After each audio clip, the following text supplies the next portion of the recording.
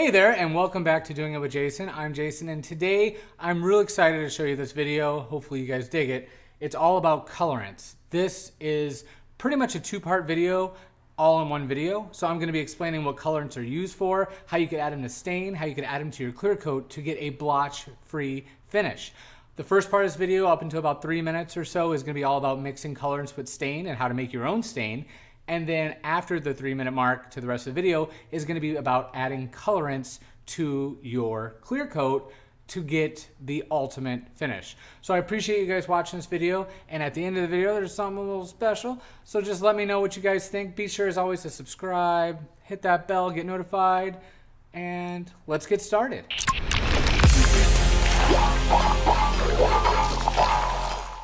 So today we're going to be talking about colorant. Colorant is the backbone of everything. Colorant is in the stain that you buy from the store. So you can pretty much use colorants in a variety of ways. This is colorant, this is stain. So now say this stain, which is a walnut, I believe, American walnut. Now say this stain wasn't quite dark enough, but I don't want to go to, a different version of their stain because there's too much red in it, or, not enough brown in it, or too much yellow in it.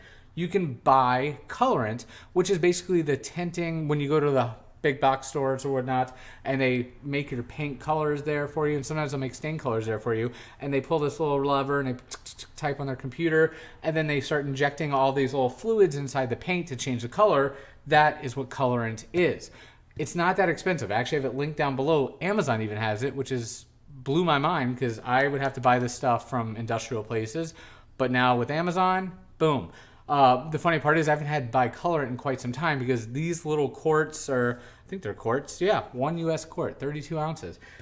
They last a lifetime, and I believe they're like $30 a quart. So now the thing is you don't use much. What I would do is say I want my American walnut to be just a little darker, maybe a hint more of the black. Then I would use the lamp black and boom, put a few drops in that, just kind of mix with it or mess with it. You pour a little bit into a cup and then you just mix it together. Add a little bit more of the colorant, get it to the shade that you want. Works phenomenal. You could also add red oxide. So you want a little more, auburn, a little burgundy effect to it. Boom. Yellow oxide. You could put that in it, give it a little more yellow tones. There's so many different colorants available, and you could kind of just play around. Like, so for red, I would use that. That's more of like the brownish tones. And then yellow, of course, will do that and all that stuff. Black is really awesome. So say you're at the store, you buy some ebony, you get home, the stain, you put the stain on. Not quite what you expected.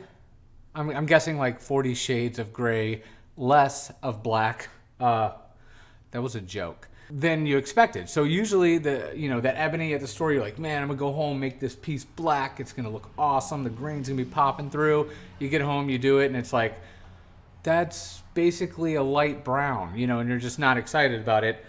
Adding the colorant of the lamp is gonna really knock your socks off. You could make that ebony as dark as you want. They have plenty of stains that are just no colored stains, and they're just a clear base, basically. It's got all the liquids that you need in there for stain, and then you can get that and start mixing your own stain colors, which is really, really cool.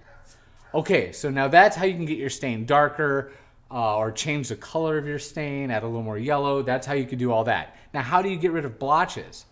Great question. I'm going to tell you. So here's the deal. What I normally do, I have kind of like a formula in my head. It's not written down. There's no exact science to finishing. And if you find it, please let me know and send that to Doing It with Jason, P.O. Box. So when you're applying your finish, generally to get a perfect finish, you're going to want to be using a spray gun.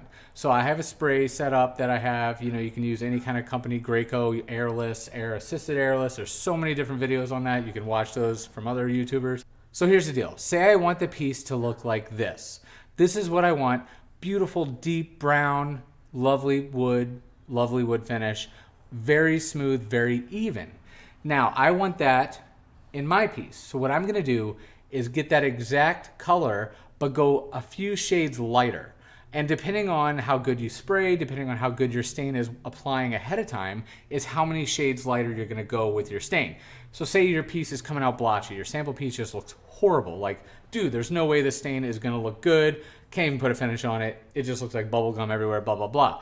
What you're gonna do is go quite a few shades lighter with your stain. So you're gonna tone your stain, get a stain that's much lighter, same idea of what the final idea is or the final color you're going for, and then you tint your clear coat. So these colorants not only work with stain, they also work with lacquers, catalyzed lacquers. So I use this 2-part urethane now a lot of the times that I spray on. I've got, I think, 3.5 to 4 hours to spray it on after I mix the 1-part to 2-part formula, and then it just starts gelling up my gun. Got to get it out of there, got to clear it up. Anyhow, these things will work with anything, water-based clears and your lacquers and you name it. So what you do is you add a little bit of this to your clear coat before you spray it. And of course, test it. A little goes a long way. I don't really measure because it's really hard to do that. My measuring is pouring it into, scooping, not really pouring, but scooping this into my clear coat, mixing it around, running it through my gun, spraying it on the wall and say, oh, it's a pretty good shade. But trust me, that's the only way I found that would work. Like I said, there is no exact science, but it does work. So if I need to go a lot darker, then I'm gonna add a little more colorant, whether it be black, whether it be the red oxide or a brown or a yellow or an orange, so I can tint it. So therefore, what I'm doing actually is I'm putting on a shell of clear finish over my stain. But that shell of clear finish doesn't have to be clear, and that's where the colorants come into play. It could have a light shade of brown to it. So therefore, when it's going over it, it's deepening up the stain just on the top, and it's really making that stain blend a whole lot nicer than what it looked like before. And by doing this method, you can do this. This is what I do. This is what it will come out, and that's with no prepping. You can literally throw stain on something really quick. You could dunk it in a booth, pull it out, let it dry.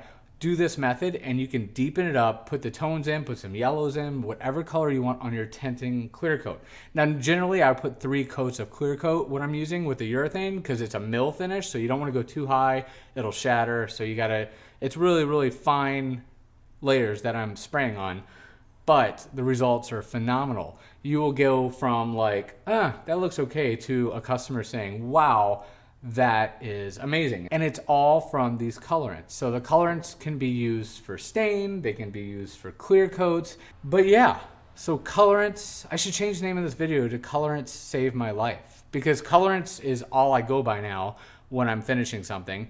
And stains, you don't have to, some people will go to like a giant, warehouse manufacturer of stains and say, hey, I need this tinted to this to match this. You can do that, and that is another way to go, and they'll give it and they'll tint it and they'll put these colorants in for you. Or you can, spend a few bucks and color it yourself. So it's really cool. I don't know why I said self, like that was weird, but it's really cool. It's really fun. And let me know what you think in the comments down below if you have any questions or what have you done in the past. And yeah, we will see you next time. Thank you for watching. All right, so if you still are watching this video, thank you very much. Definitely appreciate you watching to the end. And check this out, just for you, send me an email, doingitwithjason@gmail.com, and say, hey, I found the artwork at the end of your video. We're gonna call it artwork. This is actually from another video I did a while back, and the stain kind of spilled out, but it looks pretty cool. So we're gonna give this away to one lucky viewer.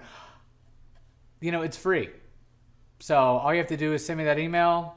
I stuck around, whatever you want to say. I think it's actually neat. And the best part is you could go this way with it. You can go this way.